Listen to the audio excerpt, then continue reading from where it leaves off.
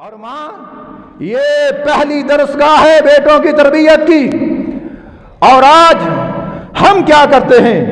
2 minute کے لیے میں اس طرف تھوڑی توجہ دلانا چاہتا ہوں. بیٹا 3 سال کا ہوتا ہے، 4تھے برس میں رہتا ہے، اس کو فوراً اسکول کی طرف بھیج دیا جاتا ہے. باپ 10 کلو کا بستہ اپنے کندھے میں اٹھائے ہوئے یحمل اسفارا کا منظر پیش کرتے ہوئے اپنے اس بیٹے کی انگلی کو پکڑتے ہوئے اس کو ساتھ لے کے جاتا ہے.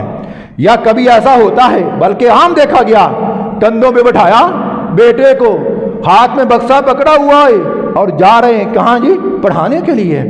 پیارو، اس کائنات کے تاجدار نے یہ اعلان کیا ہے اور امت کو بتایا، امت والوں اپنے بیٹوں کو سب سے پہلے نماز کا حکم دو جب وہ 7 برس کے ہو جائیں. اور یہ 7 برس کی عمر پہلے اسکولوں میں ہوا کرتی تھی. 7 برس کی عمر سے کم ماسٹر بچے کو داخل نہیں کیا کرتا تھا. اور 7 برس کی عمر یہ فطرت کے مطابق ہے کہ بچہ اس وقت کیا ہے، جب بھی اسے جو کچھ سکھایا جائے، تعلیم دی جائے، پڑھایا جائے، اس پڑھائی کو وہ قبول کرتا ہے. میرا اپنا ایک تجربہ میں بتلاؤں. میرا ایک چھوٹا بیٹا جس کا نام میں نے محمد تیمیہ رکھا ہوا، امام ابن تیمیہ کے نام پہ، یہ 3-4 سال کا ہوا.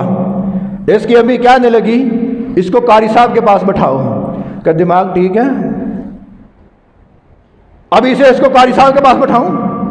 اور جب کبھی اس کے اصرار پر میں اس کو قاری صاحب کے پاس لے جاتا تو وہ کہتا میں نے نہیں پڑھنا، میں نے نہیں پڑھنا. روتا تھا، چیختا تھا، اور میں اس کو اٹھا کے درسگاہ سے لے آیا کرتا تھا. اور جب وہ 7 برس کا ہوا، خدا کی قسم مصلی پہ کھڑے ہو کے یہ بات کہہ رہا ہوں کہ یہ عین فطرت ہے کہ بچے کو 7 سال کی عمر میں داخل کرواؤ، اس سے پہلے ان کو کسی مصیبت میں نہ ڈالو. ان کا تو کھیلنے کا زمانہ ہے، اور 7 سال سے پہلے کا زمانہ ان کی درسگاہ، ان کی اماں کی گود ہے. اور جب وہ 7 سال کا ہوا، میں ایک دن اس کو کہا کہ بیٹے اب تو بڑا ہو گیا، آپ قاری صاحب کے پاس پڑھ. امی سے کہنے لگا جی میں نے پڑھنا، میں نے پڑھنا، قاری صاحب کے پاس مجھے چھوڑ دو. خدا کی قسم میں قاری صاحب کے پاس جب لے کے گیا، 2 سال میں اس نے قرآن پاک حفظ کیا، 2 سال کی مدت میں، اور 8-9 سال کی عمر میں وہ حافظ بن چکا. اور اس دفعہ بھی اس نے مصلی سنایا، اور پچھلے سال بھی اس نے مصلی سنایا. یہ فطرت سے ٹکراؤ مت کرو. یہ ماں تھی جس نے چھوٹے سے بچے کو ایسی تربیت دی. باپ نے آ کے کہا بیٹا تجھے اللہ کے راستے میں قربان کرنا چاہتا ہوں. کیا کہا؟ یا ابت افعل ما تؤمر ستجدنی انشاءاللہ من الصابرین.